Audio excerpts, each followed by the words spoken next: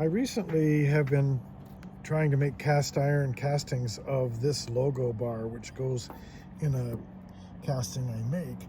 And the pattern that I'm making for it is shaped like this.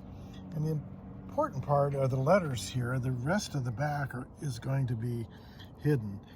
And printing this was particularly difficult because using no matter which set of supports I used that were in my slicer, this part tended to rock on my 3D printer, and it caused a lot of distortion.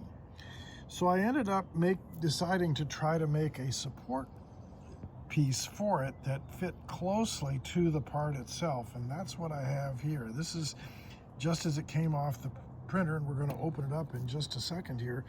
But we'll zoom back and take a little look here at this diagram, which shows ribs that I drew into the support piece and that are spaced about only 0.02 or 0.05 millimeters from the actual part itself. So there's a little air gap there, at least in the drawing. I think, in fact, things sort of meld together.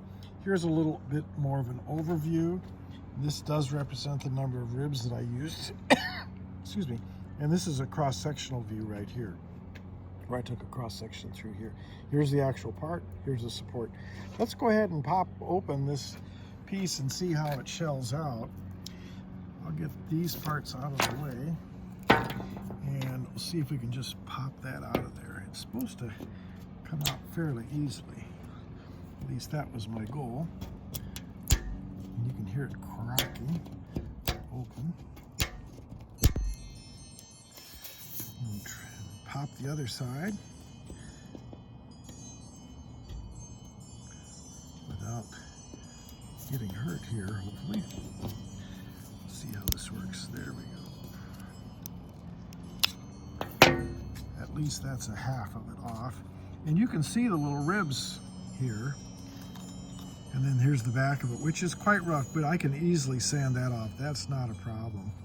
And the other part, I'll see if I can get it open here on where we're taking the video. There we go. Looks like it's going to go.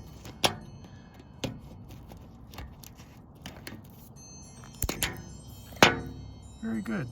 And the nice part here is that this piece is very, very flat and straight, and that was what was important to me.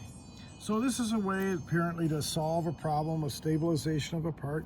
Might have application in other situations, and I just wanted to show